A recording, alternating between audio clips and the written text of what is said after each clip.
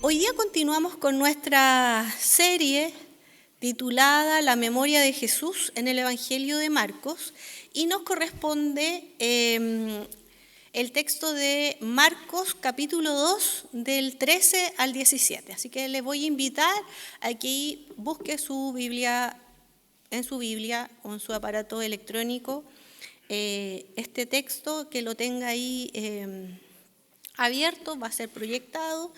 Y voy a leer entonces en este momento. De nuevo salió Jesús a la orilla del lago. Toda la gente acudía a él y él les enseñaba. Al pasar vio a Leví, hijo de Alfeo, sentado a la mesa de recaudación de impuestos. «Sígueme», dijo Jesús. Y Leví se levantó y lo siguió.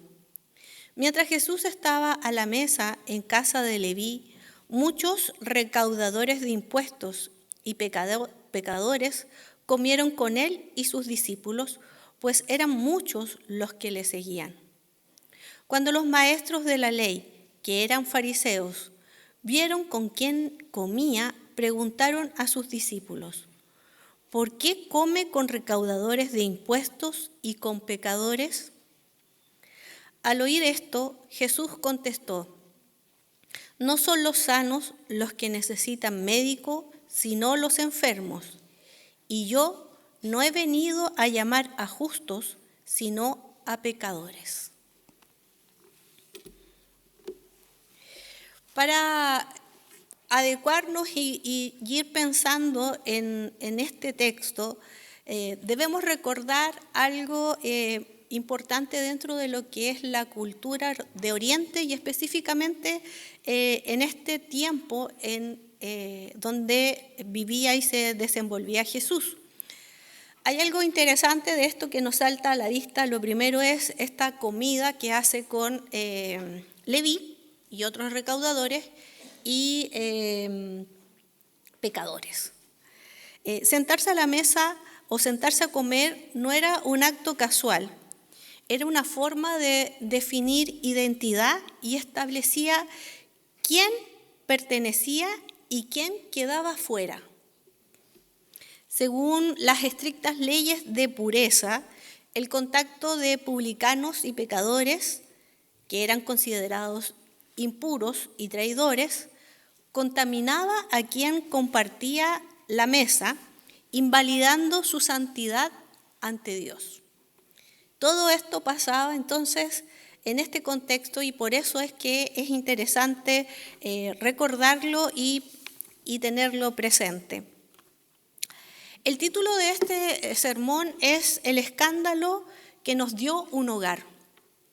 Y en los primeros momentos, porque son 3 momentos en que vamos a dividir este pasaje, el primer momento es del 13 al 14, donde es una vocación desde la exclusión. Lo primero que nos llama la atención es este versículo 13 que nos ayuda el escritor de Marcos a decir: de nuevo salió Jesús a la orilla del lago, en un lugar muy común dentro de Galilea. Toda la gente acudía a él y les enseñaba. Al pasar, vio a Leví, hijo de Alfeo, sentado a la mesa de recaudación de impuestos. «Sígueme», le dijo Jesús, y Leví se levantó y lo siguió. Debemos considerar quién es un publicano. Recaudador de impuestos es el sinónimo.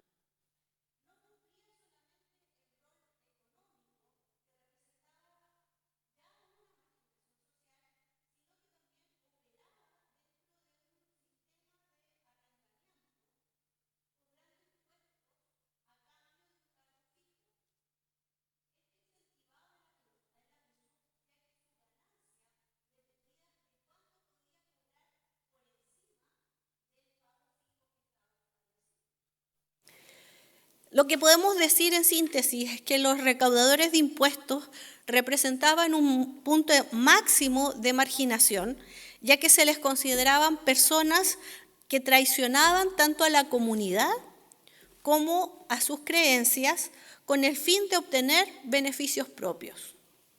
Generalmente, estos publicanos o recaudadores de impuestos eran judíos, y con esta situación y con este trabajo quedaban fuera y excluidos, marginados. El llamado que Jesús hace a Leví es escandaloso. Jesús no exige méritos previos, sino que lo llama directamente desde su lugar de trabajo. Estaba en el lugar de trabajo cuando lo convoca con este sígueme. Estamos viendo dentro de esto, y la semana pasada, ¿se acuerdan que estuvimos con la situación también semanas pasadas del leproso, del paralítico, y toda una relatos de cómo Jesús estaba acercándose a personas que estaban marginadas de la sociedad por una u otra manera? Bueno, este segmento, este grupo de personas como los publicanos estaban marginados por su oficio, por cómo trabajaban. Lo interesante es que Jesús va al lugar de trabajo, que ya era un escándalo el hablarle a un publicano. Imagínense ir al trabajo. Bajo esta premisa estaba quedando impuro. Al darle la misión con sentido de dignidad, Jesús le da dignidad, lo convoca a seguirlo, lo convoca a ser discípulo de él y compartir estas buenas nuevas, este evangelio de salvación. Le va a dar a Leví y a los publicanos la dignidad que nadie les había dado en este momento. Y Leví, su respuesta es radical. Su respuesta frente a este llamado es dejar su fuente de ingresos para seguirlo sin reserva. Como otros discípulos, ¿se acuerdan cuando vimos que en algún momento los discípulos dejaron su hogar, dejaron su empresa, dejaron algunas cosas? Bueno, este dejó su trabajo. Eso es en esta vocación que desde la exclusión Jesús lo trae hacia el lugar y hacia la misión, hacia un momento de seguirlo y continuar con el discipulado al cual a él lo invita. Lo segundo es los versículos 15 al 16, enmarcando este punto como el escándalo de la comunión de la mesa. Y aquí ya vamos en el punto más álgido del texto y del escándalo. Mientras Jesús estaba a la mesa en casa de Leví, ya no solamente fue al lugar de trabajo, sino que ahora el relato nos dice que fue a la casa de este publicano. Muchos recaudadores de impuestos y pecadores comían con él y sus discípulos. O sea, creció la cantidad de personas.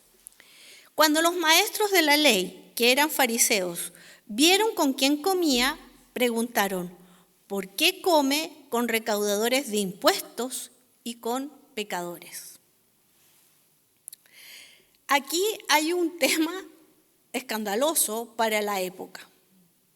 No era solamente hablarle a una persona individual, solo a Leví, y podría haber pasado inadvertido, invisible.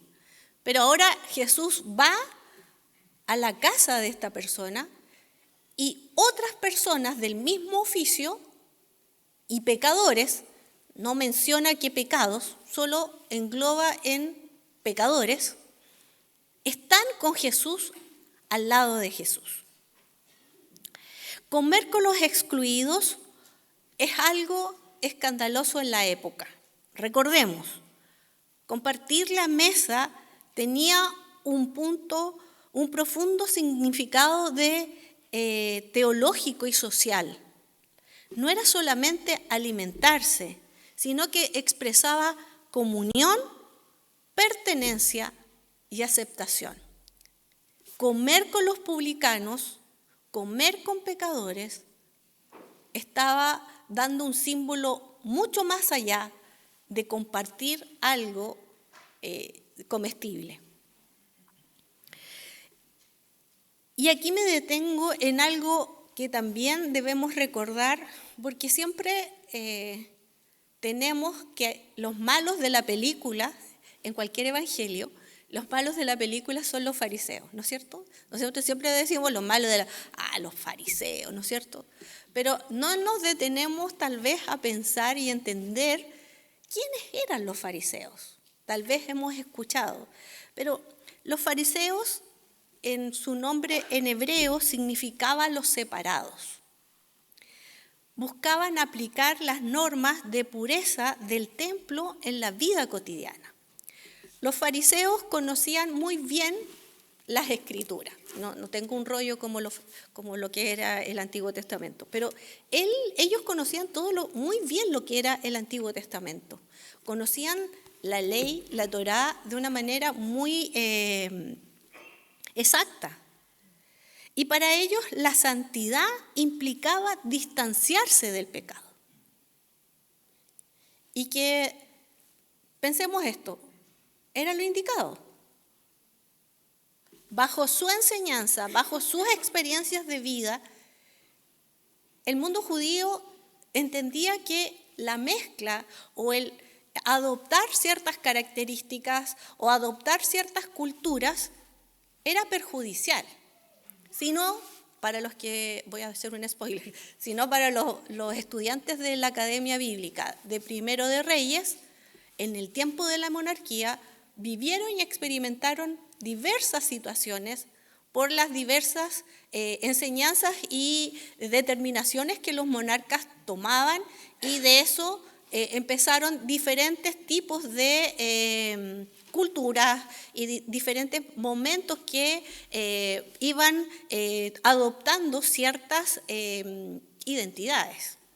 Entonces, cuando Israel sale al exilio y sale de la tierra de Jerusalén, los fariseos o el movimiento que se genera a través de los fariseos es de rescatar la identidad y de mantener la santidad y de rescatar la ley, de no olvidarla. Entonces, bajo esa premisa, lo que hacían los fariseos era aceptable. No eran tan malos como uno pensaba. El problema es que no reconocieran al Mesías y todo lo que nosotros sabemos. Pero fíjense esta premisa que ellos entendían. La santidad implicaba distanciarse del pecado. Pero para Jesús, en cambio, propone una santidad que se acerca al leproso, que se acerca a la prostituta, que se acerca al publicano, que se acerca, restaura y transforma desde la relación. Jesús mismo era el que amplió la manera de comprender la santidad. Ya no solo la santidad y cambia la concepción de santidad. Santidad no es separarse, sino santidad es acercarse. Y desde esa relación es que viene su respuesta en el versículo 17. Al oír esto, Jesús contestó: no son los sanos los que necesitan médico, sino los enfermos. Y yo he venido a llamar, no he venido a llamar justos, sino a pecadores. Y ahí Jesús define su misión en dos. La buena nueva, el evangelio que estamos analizando como buena nueva, como proclama de este nuevo reino, de que se ha acercado y de que ha llamado y que está convocando a distintas personas, lo hace de una manera muy particular en este contexto y en esta historia de Leví. Primero, utilizando una metáfora o un proverbio o un dicho popular conocido para revelar su identidad, usando esta manera de decir: los sanos no necesitan médico. Y es ahí donde también encarna su mensaje, su cercanía con los marginados, su cercanía con los excluidos. Es una señal de que la salvación de Dios está irrumpiendo en la historia de la humanidad. La salvación que implica conocer a Jesús, acercarse a Jesús y que Jesús esté en la vida de cada uno, es salvación, es dignidad, es integración. Y lo segundo es el llamado escatológico, y que esto todavía no lo presenciamos, pero sí en esta manera tan simbólica de comer a la mesa del Señor y participar de la mesa que es convocada por Jesús, es la invitación a los pecadores en este manifiesto del reino. El reino de Dios ha llegado, el reino está siendo convocado a la mesa a todos aquellos de los cuales están siendo llamados. Y esta comida en la casa de Leví anticipa un gran banquete que todos estamos esperando. Esta señal futura, escatológica, pero también una señal de la realidad del presente. Jesús está diciendo algo para el futuro, pero también algo para el presente. Y eso es muy interesante. Entonces, la pregunta que nosotros nos hacemos es esta: ¿por qué entonces la comunidad de Marcos conserva este relato de Leví? ¿Por qué es tan importante para Marcos conservar con celo esta narración, esta memoria de Jesús impuro? No es una simple casualidad histórica, sino más bien porque hay algo vital que para su experiencia en el año 70, alrededor del año 70 después de Cristo, necesitan releerlo y mantenerlo vivo en esa comunidad. Primero, recordemos que la comunidad de Marcos es una comunidad mixta. La iglesia estaba integrada por judíos y gentiles. Entonces, recordar esto, que Jesús, un Jesús que rompe primero las barreras de pureza e integra al reino o a una familia que nunca había podido formarse. Lo voy a repetir porque lo dije medio enredado. Jesús rompe esta barrera y personas que a lo mejor nunca podrían haber entrado, Jesús las establece como familia, como grupo, como comunidad. Y eso es lo que está recordando también en el momento en que se escribe Marcos a la comunidad que está viviendo en su momento específico. También recuerdan esta nueva identidad. Al recordar que Jesús llama a pecadores y no a justos, la comunidad encuentra su razón de ser. Su identidad no se basa en la separación entre judíos y gentiles, sino en la acogida y en el perdón. Y lo tercero, en la iglesia del momento en que se escribe Marcos, es esta autoridad de la gracia. En el contexto de la exclusión, en que todos querían separarse y dividirse, Marcos presenta a un Jesús cuya autoridad se manifiesta en la capacidad de integrar a los marginados, integrar a los excluidos, integrar a los pecadores. Y esto recordaba a la comunidad de Marcos que los creyentes tienen un lugar en la mesa de Dios, pero no depende de sus méritos, sino en la invitación gratuita que hace el médico, el que vino a sanarlos. Todas estas cosas las recordamos en este momento, en el llamamiento de Leví y en esta singular manera de comer en la mesa con Jesús. ¿Y qué de nosotros? ¿Qué de nosotros como iglesia hoy día del siglo XXI? ¿Qué de nosotros en este desafío, ya entendiendo qué es lo que dice el texto, qué es lo que la iglesia en el tiempo de Marcos está diciéndonos? El desafío es este. Primero, integrar la fe en Cristo en todos los escenarios cotidianos. Y cantábamos como cantábamos la canción, ¿no es cierto? Cristo en mi familia, Cristo en las calles, Cristo en todo lugar.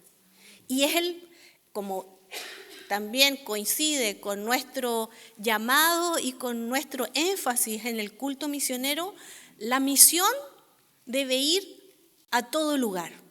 ¿Y quiénes son los misioneros? ¿Quiénes son los que proclaman a Cristo? No es Marco, no es Leví. ¿Quiénes somos? Usted y yo. Y donde estemos, lo debemos hacer. En los espacios más inverosímiles. A la orilla del mar, a la orilla del metro, esperando en el andén, esperando que llegue y que pase la micro, en el lugar de trabajo, en los hogares. Esto nos enseña que la vida cristiana no consiste en apartarse del mundo, sino comprometerse con Cristo para ir a esos lugares. Y en algún momento de la historia hemos perdido el rumbo como cristianos, queriendo separarnos en muchas maneras, porque no podemos estar en el mundo, ¿no es cierto? Universidades, cementerios, casas, etcétera. Póngale usted y piense en los ejemplos que nos ha acontecido. Pero hoy somos convocados y llamados por Cristo a ir y a estar en la oficina, en la familia, en la universidad, en el colegio, en la rutina diaria, en el gimnasio. Un lugar no tradicional donde uno no dice, no, yo no voy a, o en el partido de fútbol, no sé. Póngale usted lo más cotidiano y lo más difícil de comprender, ahí tiene que estar Cristo, y ahí el que está y el que es cristiano debe compartir a Cristo. Reconociendo esto, que Cristo compartió en escenarios demasiado cotidianos para la época. Lo segundo, superar este sectarismo y construir una comunidad inclusiva. Y ese es un desafío para la Iglesia de Providencia, para los hermanos y hermanas que nos ven en distintos lugares.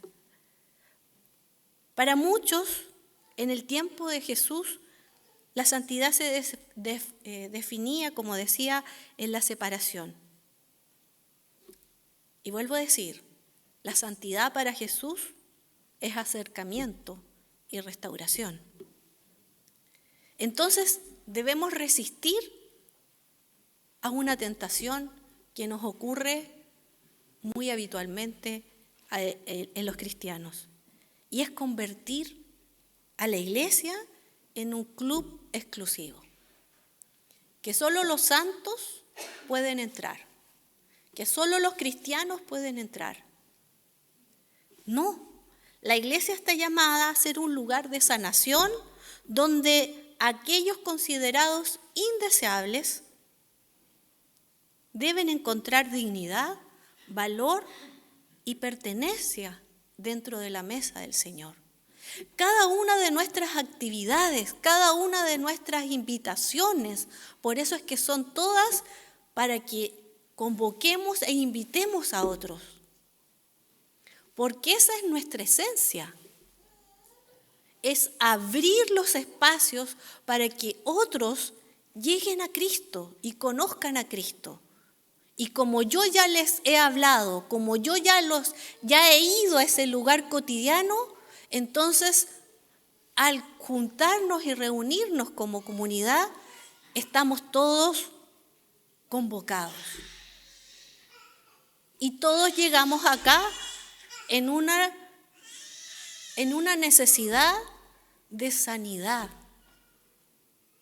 Porque todos necesitamos perdón y restauración.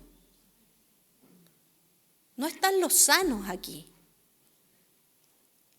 No están los puros aquí. Aquí estamos los que necesitamos perdón. Aquí estamos los que necesitamos que el Señor nos sane, que el Señor nos consuele, que el Señor esté en medio nuestro. Aquí estamos. Por eso nos convocamos todos juntos, pero no es porque seamos mejores que los que están afuera. Necesitamos entender que no es un club, la iglesia, no es un club exclusivo, no es un club VIP. Es algo que está abierto para todos y todas.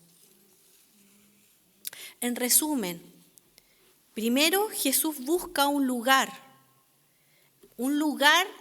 muy distinto, un lugar muy cotidiano, y es ahí donde encuentra a Leví. Fíjense que no ocurre en el templo donde está Jesús, está a la orilla del lago. Nadie está fuera del alcance de la salvación que ofrece el Señor.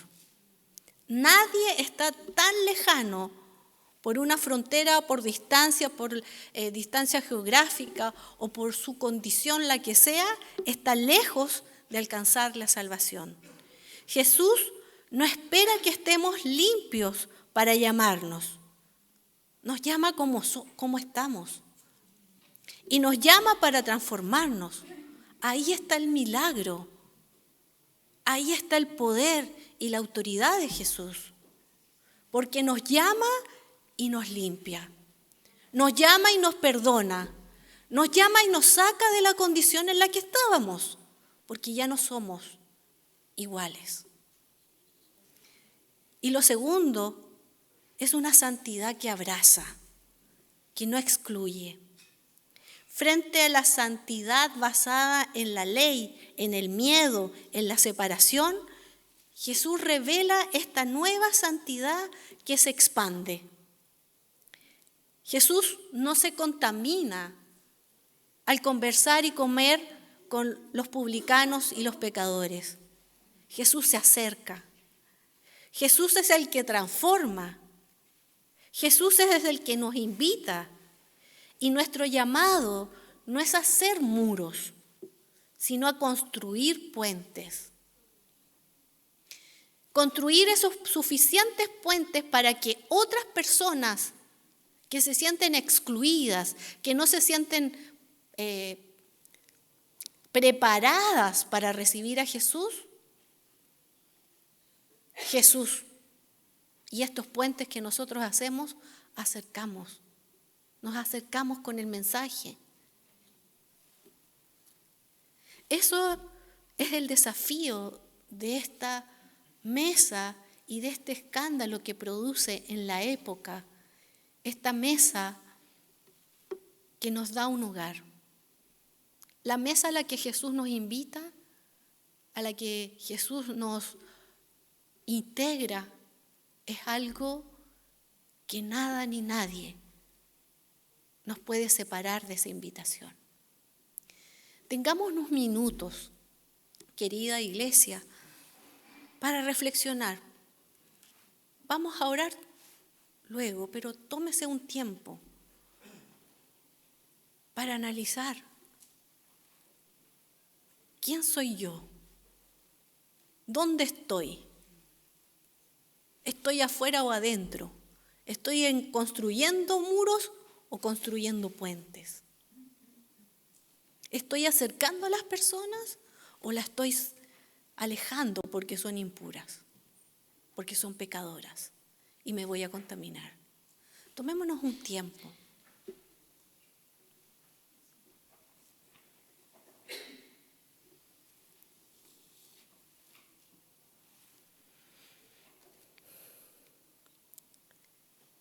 Señor, cada uno de nosotros está ahí tratando de analizar y sin duda tú seguirás hablando a nuestras vidas en el día de hoy. Que tu Espíritu Santo sea con nosotros, recordando, examinando nuestras vidas y transformando, porque eso es lo que necesitamos. Por eso es que estamos aquí reflexionando todos juntos. Y nos presentamos a ti reconociendo que nadie de nosotros está en esta mesa por mérito propio. Es por tu gracia que estamos ahí, en ese lugar. Gracias porque tenemos libertad. Gracias porque tu mirada, tu llamado, tu convocatoria no se define por nuestras etiquetas, sino por nuestra necesidad de ser amados, de ser sanados, Señor. Perdónanos, Padre, porque muchas veces hemos querido ser nuestros propios médicos. Y ocultando, Señor, esas heridas, tras apariencia de justicia, hemos herido nuestras vidas y la de otros a nuestro alrededor. Señor, hoy queremos derribar esas barreras que nos mantienen lejos. Y aceptamos, Señor, esta invitación tuya a seguirte. Queremos vivir, Señor, en comunión contigo. Queremos tener una mesa sin máscaras. Queremos tener una vida donde encontremos perdón y transformación en ti, Jesucristo. Padre, si hay alguien en este momento que está de manera presencial o que está escuchando este sermón y se siente indigno, excluido o rechazado, Señor, te pedimos que tu Espíritu Santo le recuerde que tú has venido precisamente por él, por ella. Señor, que en medio, Señor, de su oración, en medio de sus emociones, Señor, pueda sentirse integrado y acercado a tu mesa. Padre, que no salgamos de este lugar, que no apaguemos, Señor, el YouTube con una sola enseñanza escuchada, sino que una vida, nuestra vida, ha sido transformada por estar contigo, por aprender más de ti, por conocerte más. Ayúdanos, Padre, porque lo necesitamos, Señor. Necesitamos que tú nos transformes de manera integral toda nuestra vida, Señor. Y es por eso que nos rendimos a ti y nos humillamos delante de tu presencia. Sigue trabajando en nuestras vidas como solamente tú lo puedes hacer. En el nombre de Jesús. Amén.